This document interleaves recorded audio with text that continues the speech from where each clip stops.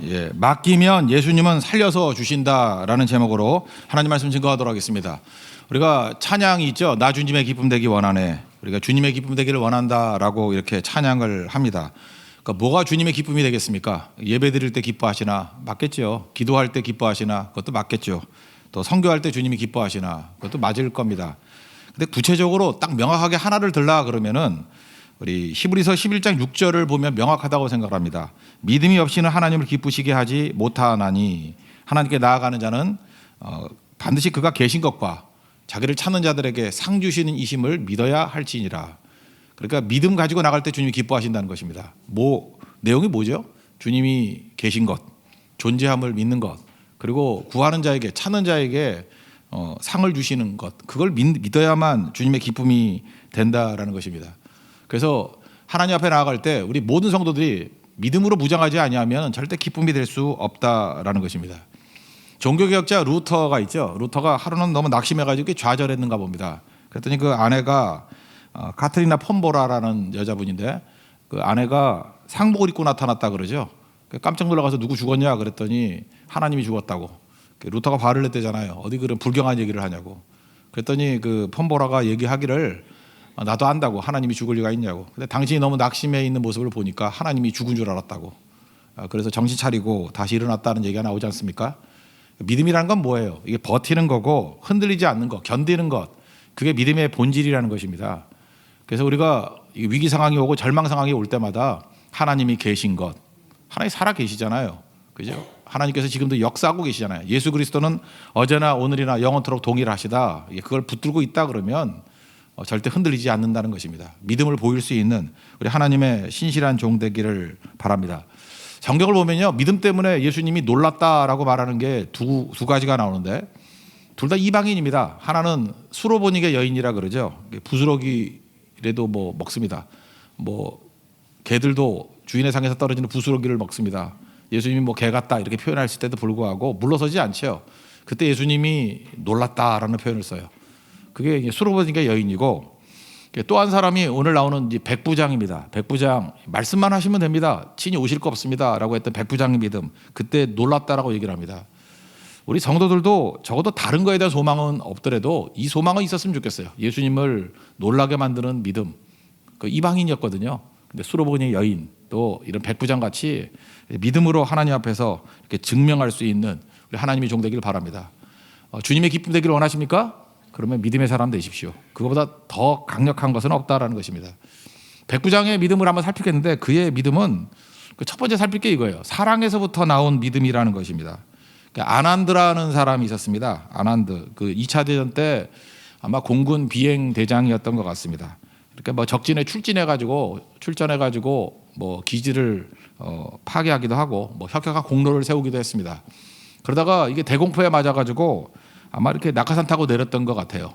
그런데 거기서도 또 구사일생으로 또 도망쳐 나오고 했던 그 전쟁 영웅입니다. 아난드라는 사람인데 제대하고 난 다음에 고향에 왔습니다. 와서 이제 카페에 앉아서 차를 마시고 있는데 어떤 모르는 사람이 와가지고 군대식으로 거수경례를 하더라는 거예요.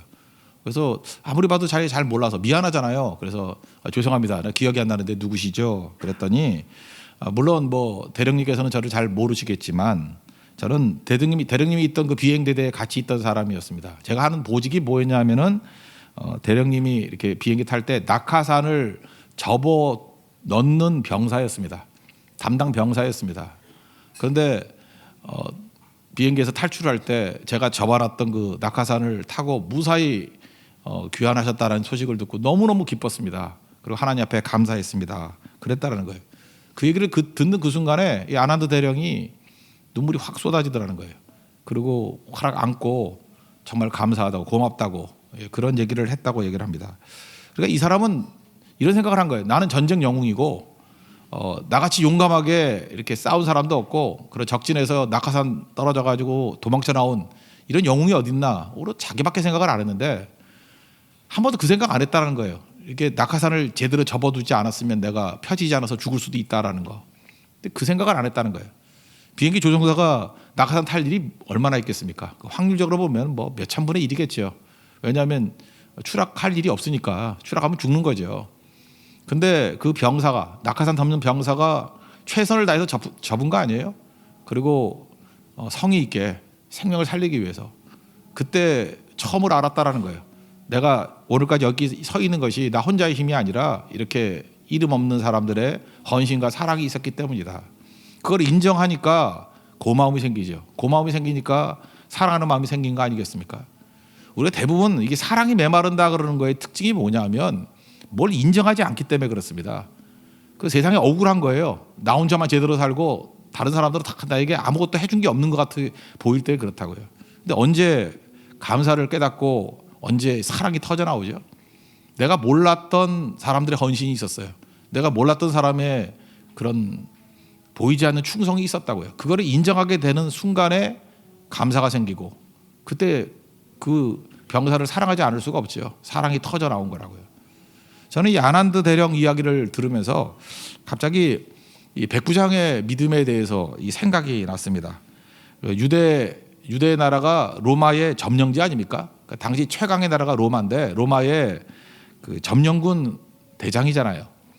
근데 그 밑에 있는 종이 노예잖아요. 노예가 뭐 얼마나 대단한 존재겠습니까? 사실 물건 취급당하던 게 당시 노예였잖아요. 그런데 사랑하는 종이라고 표현을 합니다. 백부장이 사랑하는 종, 사랑받는 종. 그 왜 그랬을까? 저는 아난드 대령 같은 이런 일이 있었을지도 모르겠어요. 종은 종인데 자기가 전혀 인식하지 못했던 것들에 대해서 그 충성됨을 인식하고 내가 너 때문에 살았다. 내가 너 때문에 오늘 내가 존재한다. 아마 그런 마음이 없어가지고는 절대 이런 사랑이 터져 나올 수는 없다고 생각을 합니다. 우리가 모르는 이런 비하인드 스토리가 분명히 있다고 생각을 합니다. 그래서 사랑하는 종에 대해서 이 뜨거운 마음이 생긴 거예요. 근데 그 종이 병이 들었습니다. 그래서 죽게 되었다고 얘기를 합니다. 그러니까 안타까운 마음이 생기는 거죠. 우리 잘 보세요. 우리가 많은 순간에 안타까운 마음도 없고 간절한 마음도 없고 사랑도 없는 이유가 뭐냐면은 느끼지 못하기 때문에 그렇습니다. 느끼지 못한다는 게 뭐냐면 그 일종의 교만함이거든요. 아무도 나를 도운 사람이 없고 나 혼자 존재한다 이렇게 생각하니까 천하 유아독전 이러고 있으니까 감사한 마음이 안 생기고 사랑이 안 생기는 거예요. 근데 내가 존재한 것이 물론 하나님의 은혜지만 많은 사람들의 도움이 있었다라고 생각하면 거기서 이 사랑이 터져 나오게 된다라는 것입니다. 아마도 이 백부장은 아난드 같은 그런 마음을 가졌다고 생각을 합니다. 그러므로 사랑이라는 것은 눈이 열려야 됩니다. 그죠? 나를 도왔던 사람에 대한 눈이 열리고 귀가 열리게 되는 것. 그때 비로소 사랑하게 된다는 거예요. 그 정신과 의사 이시영 박사라고 계시죠. 아름답게 삽시다라는 책이 최근에 신간으로 나왔더라고요. 쭉 읽어보니까 뇌가 아니라 감정이 먼저 늙는다 그런 얘기를 하더라고요. 나이가 들면서 이분이 벌써 80이 넘으신 것 같아요. 이게 뇌보다도 감정이 먼저 늙어버린대요. 나이 들면 감정이 다 사라져 버립니다. 이유가 뭘까요? 이게 고마운 마음이 없기 때문에 생각을 안 하기 때문에 그래요. 이 감정적인 거 이렇게 뭐 이성적인 거 기억하는 거 사고력 이게 전두엽에 있대요. 머리에 뇌 전두엽. 근데 나이가 들면서 전두엽부터 이렇게 망가지기 시작한답니다. 그래서 나이가 들면은 절대로 새로운 휴대폰 안 사죠. 왜? 또 매뉴얼 보는 게 귀찮아 가지고. 그렇대요. 그래서 단골집 가는 집만 가고 하는 일만 하고 새로운 거 안 하려고 그런대요. 그래서 전두엽이 말라져 간답니다. 그래서 뇌가 늙어가는 거래요. 그래서 그러다가 이제 치매에 걸리는 거죠. 그러니까 건강하고 싱싱하게 사는 비결이 어디 있느냐? 전두엽을 강화시키는 방법. 새롭게 느끼는 거래요. 사랑하고 느끼고 새롭게 시도하고 최고가 사랑이다 뭐 그런 얘기를 하더라고요. 그러면서 그분 글을 읽어보니까 옛날만큼 감정이 없는 것 같더라고요. 자기도 늙은 거 모르는 것 같아요. 어쨌든 간에 우리가 이 전두엽이 싱싱하게 살기 위해서 필요한 게 뭐냐 하면은 제일 강력한 건 사랑이에요. 이 백부장 같은 아난드 같은 고마움을 느끼고 사랑하는 거. 거기서 간절함이 나오고 뜨거움이 나오고 여기서 행동하기 시작하잖아요. 이런 것들이 나오기 시작한다라는 것입니다. 그래서 사랑보다 중요한 건 없어요. 제가 아는 형제가 르완다에 있는데 르완다에 이제 평신도 선교사로 가 있어요. 꽤 오래 가 있습니다. 근데 뭐 저한테 자주 연락을 하고 있어요. 되게 힘든가 봐요. 거기 뭐 전염병도 많이 돌고 힘든 상황인데 최근에 굉장히 기분이 좋았더라고요. 그래서 왜 좋냐 그랬더니 한 6개월 동안에 뭐 하늘을 나는 것 같은 느낌이 든대요. 왜냐하면은 예쁜 아가씨가 자원봉사자로 왔대요. 제가 그걸 보면서 이런 생각을 했어요. 그 형제 되게 성실한 형제이기 때문에 뭐 작업을 걸거나 그런 형제는 아닙니다. 그냥 쳐다봐도 좋대요. 그래서 제가 느낀 게 그거예요. 위로라는 게 저런 거구나. 그냥 그 예쁜 아가씨가 와가지고 얼쩡거리기만 해도 저렇게 힘을 얻고 굳이 성령의 능력만으로 일하는 건 아니구나. 예. 그것도 필요하지만 저는 성령의 능력을 달라고 기도했는데 그 아가씨의 능력도 꽤 되는구나 이런 생각을 했어요. 좀 잘 됐으면 좋겠어요, 두 사람이. 예. 근데 아직 시도는 안 했다 그러는데 계속 기도만 하고 있대요. 근데 쳐다만 봐도 너무너무 좋다라는 거예요. 제가 그걸 보면서 이런 생각을 했어요. 우리 성도들에게도 좀 위로가 있었으면 좋겠다 생각을 가졌어요. 성도들이 하나님께서 이렇게 위로를 주시거든요. 위로 받아야 또 새 힘도 얻고 일어서게 된다는 것입니다. 여러분들도 뭐 성령의 능력뿐만 아니라 하나님이 주시는 또 다른 많은 그 위로를 받는 우리 하나님 종 되기를 바랍니다. 이 백부장은 분명히 종으로부터 위로를 받았던 것 같아요. 그렇게 사랑이 터져 나오죠. 여러분, 그래서 사랑하기 때문에 아픔을 느끼는 거예요. 여러분 지금도 아픈 분들 있죠. 아픔도 감정이기 때문에 이거 되게 중요한 겁니다. 나이가 들면은요 이렇게 전두엽이 망가져가지고 아픔도 잘 안 느낀대요. 왜? 느끼지 않으려고 그러니까, 힘드니까. 그러니까 아프다라는 건 무슨 얘기입니까? 사랑하고 있다라는 거예요. 내가 지금 아픔이 하나도 없다 그러는 것은 그냥 먹고 살고 있는 거예요. 근데 아픔이 있다라는 것은 사랑하고 있구나. 절대로 나쁜 게 아니라는 것입니다. 이 백부장이 사랑하니까 사랑하는 종이 죽어간다라는 소식을 듣고 아파한 거예요. 아파하니까 길이 보이죠. 여러분, 아파해야 새로운 게 보이는 것입니다. 뜻이 있는 곳에 길이 있다 그러잖아요. 예수님 소식이 들린 거예요.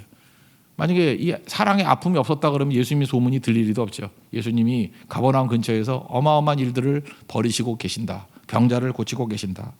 그래서 참 겸손했던 사람 같아요. 자기는 이방인이잖아요. 이방인이 직접 예수님 찾아가면 안 된다고 생각해서 자기가 친하게 지내는 장로들에게 말씀을 요청합니다. 내 종을 좀 고쳐달라고. 참 겸손함이죠. 내가 점령군 그 장교인데 내 말 듣지 못할 사람이 누가 있어. 이렇게 교만한 마음이 아니라 그 유대인의 문화를 이해한 거예요. 이방인들 접촉을 싫어한다.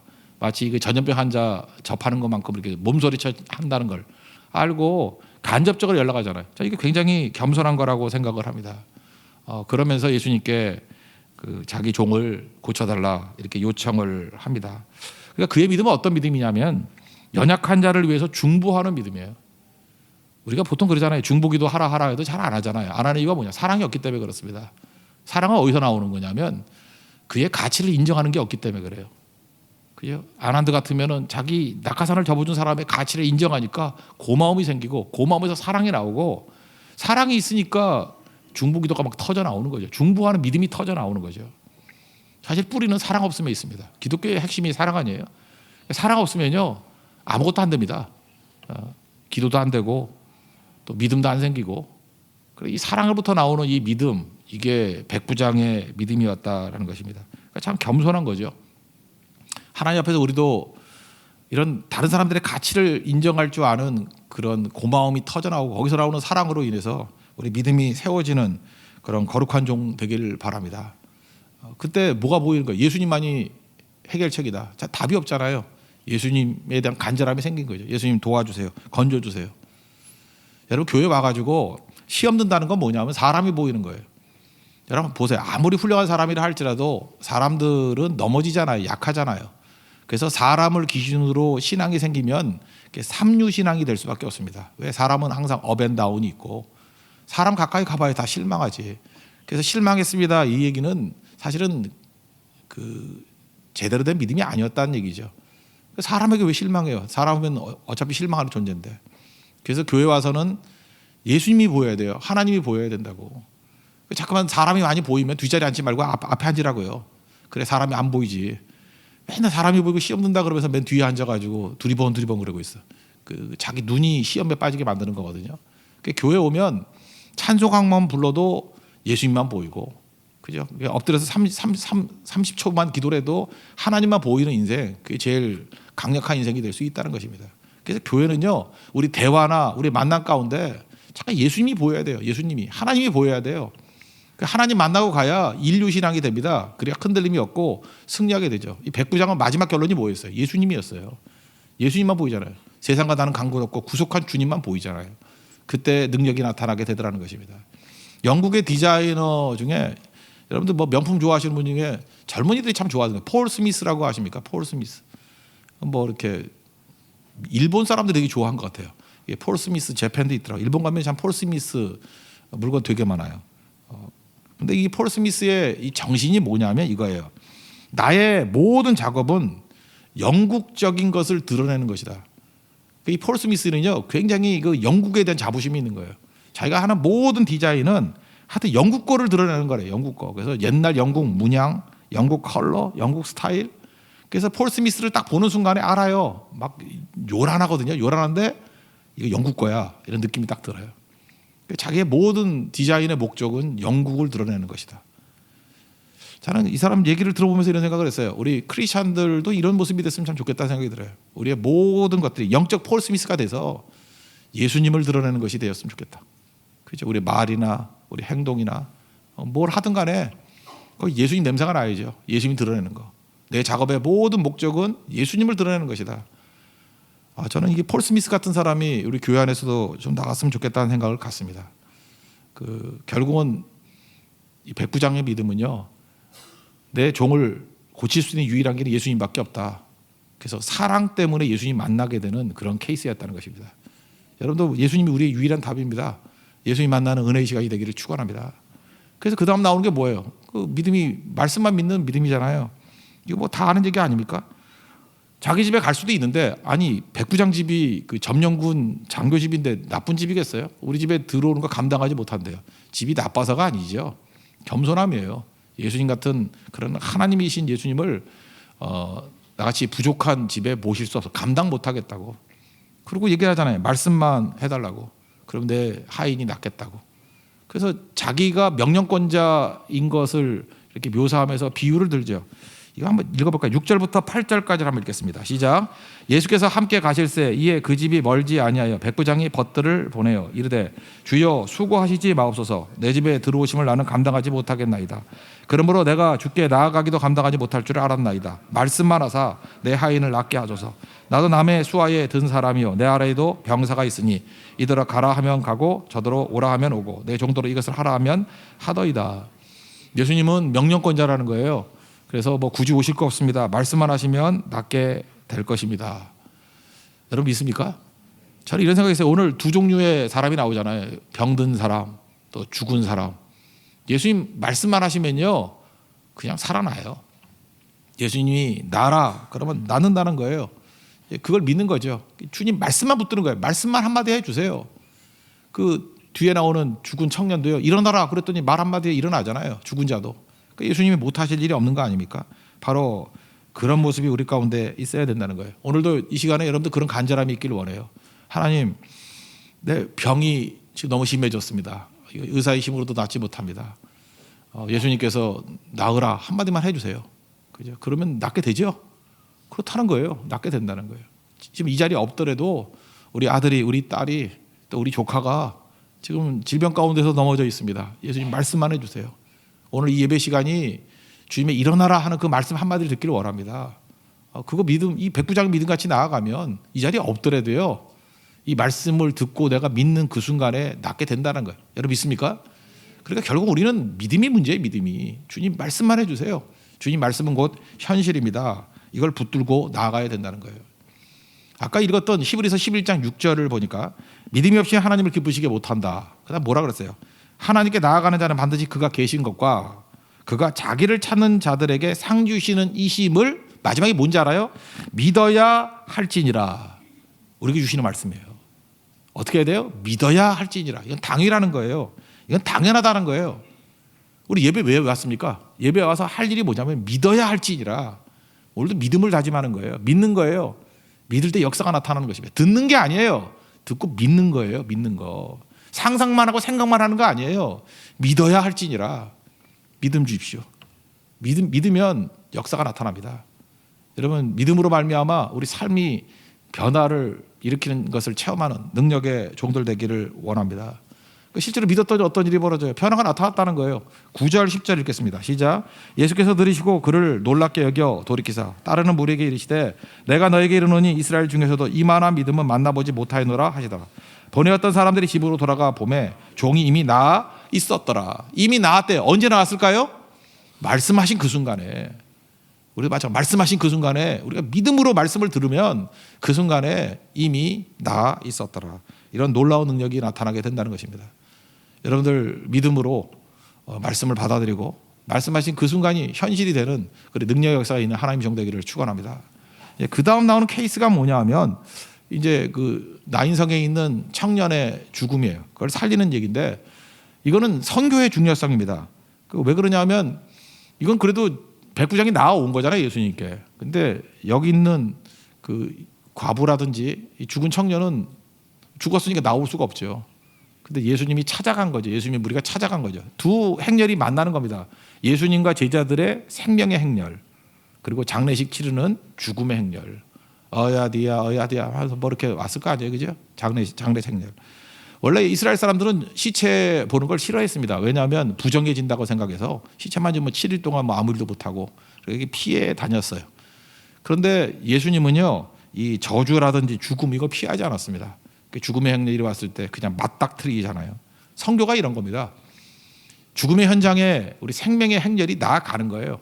우리 2월 말에 제주 선교, 또 3월 말에 네팔 선교, 우리가 잠깐 나아가야 된다. 이게 생명의 행렬이에요. 그래서 나아가서 죽음과 맞닥뜨려서 죽은 자를 살리시는 거죠. 여러분 아시죠? 과부가 얼마나 소망이 없는지. 여자들은 법적 권리가 없었습니다. 그러니까 빨리 이 아들이 커가지고 법적 권리를 가질 때까지 기다리는 거예요. 그게 유일한 소망이에요. 근데 과부가 된 게 절망인데 그 아들이 죽었어요. 이건 절망의 절망이에요. 아마도 여기 가운데 절망 가운데 놓였다 할지라도 이 과부만한, 나인성 과부만한 절망을 가진 사람은 없을 것입니다. 근데 예수님이 찾아가셔서 만났잖아요. 불쌍히 여겼다. 스프랑코 디조마에. 예수님이 그 복음서에 15번 나오는데 그 한 번 그 선한 사마리아 사람 비유까지 16번이에요. 스프랑코 디조마에. 불쌍히 여겼다 하는 거의 100% 다 기적이 나타나요. 그 선한 사마리아 사람이 그 강도 만난 사람을 건지는 것도 기적이라고 친다 그러면 100% 기적이 나타나요. 주님이 불쌍히 여겨 주시는 거예요.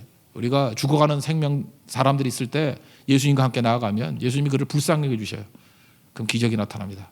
오늘도 우리 삶에 기적이 나타나는 방법이 뭐예요? 예수님이 나를 보시고 불쌍히 여겨 주시면 기적이 나타난다는 거예요. 불쌍히 여기셨습니다. 그리고 그 시체를 향해서 많은 얘기 안 했어요. 딱 한마디, 일어나라. 그때 일어났어요. 중요한 거죠. 예수님 말씀이 꼭 현실이에요. 오늘도 여러분 가운데 이렇게 죽음, 내 영적인 죽음에 놓여 있는 사람이 있죠. 예수님이 만나서 일어나라. 그러면 살아난다고요. 에스겔서 37장 보세요. 그 마른 뼈들도 일어나라. 그랬더니 일어나잖아요. 군대가 되잖아요. 주님의 이게 한마디 말씀이 중요한 거라고요. 내 절망에 빠져 있죠. 일어나라. 주님의 그 한마디 말씀을 들으면 우리가 새로운 소망 가운데 일어서게 된다는 것입니다. 여러분들 오늘도 그 예수님의 그 음성을 듣는 우리 하나님의 거룩한 종 되기를 바랍니다. 일어나라 그랬더니 생명이 들어가고요. 일어나라 그랬더니 능력이 드러나게 되었다라는 것입니다. 14절 한번 읽겠습니다. 시작. 가까이 가서 그 간에 손을 대시니 맨 자들이 사는지라. 예수께서 이르시되 청년아 내가 네게 말하노니 일어나라 하시매.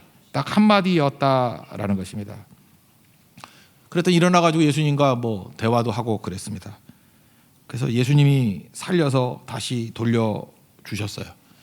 여러분 잊지 마십시오. 우리 삶 가운데 망가진 것들이 되게 많고 죽어있는 것들이 많고 병든 것들이 많이 있습니다. 여러분 우리 자녀들 키울 때 자녀들 때문에 속상한 사람들 많이 있죠. 이거 어떡합니까? 예수님께 맡겨드리면요, 예수님이 고쳐서 다시 돌려주십니다. 그러니까 우리 그거예요. 뭐 저도 그렇고 여러분도 그렇고 다 망가진 존재 아닙니까? 예배 시간이 뭐냐면 예수님께 맡기는 거예요. 우리 주님 망가졌습니다. 그 주님이 고쳐서 다시 주시는 거예요. 우리 자녀들 내가 키우려고 그러면 절대 못 키웁니다. 주님께 맡겨야 주님이 돌려주실 때 진짜가 돼요. 저 외삼촌이 한 분 계시는데 장애를 안고 있는 외삼촌이 계세요. 어렸을 때부터 저하고 좀 친하게 지냈어요. 친하게 지냈는데 이분은 뭐 장애를 갖고 있어서 그런지 모르지만 손재주가 뛰어나요. 그래서 제가 뭐 망가지면 이게 갖다 준 것 같아요. 제가 어제 저는 이렇게 하나를 귀하게 여기는데 이게 까모플라주로 돼 있는 우산이 하나 있었어요. 어저께 비가 왔죠. 그걸 가다가 그 나쁜 사람이지. 어떤 사람이 나를 다 건드려서 그게 우산이 부러져 버렸어. 난 울 뻔했어요. 너무 마음이 아파서. 그 우산 부하고 한 2만 원쯤 할 것 같은데 그래도 나는 참 귀하게 여겼거든요. 그거를. 그래서 항상 가방에 넣고 다니고 내가 얼마 아꼈는데 그거 두고 와가지고 내가 그 차비를 들여가지고 머리가 찾아도 오고 그렇게 아꼈던 건데 부러져 버렸어. 근데 제가 또 우리 교회에서 또 다시 손재주 있는 분을 한번 찾아갔어요. 그랬더니 저한테 버리래요. 그래서 우리 외삼촌이 많이 생각났어요. 아, 외삼촌 지금 찾아가면 이거 고쳐줄 수 있을 건데 그 우산살 같은 거 근데 부러지긴 부러졌어요. 이거 어떻게든 고칠 건데. 그러면서 예수님 생각났어요. 우리 인생이 이렇게 망가지고 깨졌을 때 예수님께 가져가면 예수님 분명히 고쳐주신다고. 근데 우리 어떤 형제같이 버려요. 이렇게 말 안 한다고. 그죠? 예, 버리라 그러는 분이 아니에요. 고쳐주시는 분이에요. 죽었잖아요. 예수님께 맡기니까. 예수님이 손대니까 살려서 그 어미에게 주셨죠. 오늘도 예배 시간은 그런 거예요. 다 죽었던 것들, 절망의 것들, 내가 더 의지할 수 없는 것들 예수님이 만져주셔서 살려서 우리에게 주시는 거예요. 그게 예배 시간입니다. 그 예배 시간 소망이에요. 이거보다 더 강력한 시간은 없다라는 거예요. 우리 15절 한번 읽겠습니다. 시작. 죽었던 자가 일어나 앉고 말도 하거늘 예수께서 그를 어머니에게 주시니. 누굴 줬어요? 살아난 청년을 어머니에게 주셨다. 주님께 맡기면 살려서 다시 주십니다. 오늘도 그 은혜를 누릴 수 있는 우리 하나님의 거룩한 종 되기를 바랍니다. 이 모든 것이 언제 나타나요? 믿음이 있을 때 나타난다는 거예요. 믿음으로 승리하는 하나님의 종 되기를 축원합니다. 자리에서 일어나겠습니다. 나 주님의 기쁨 되기 원하네 찬양하겠습니다.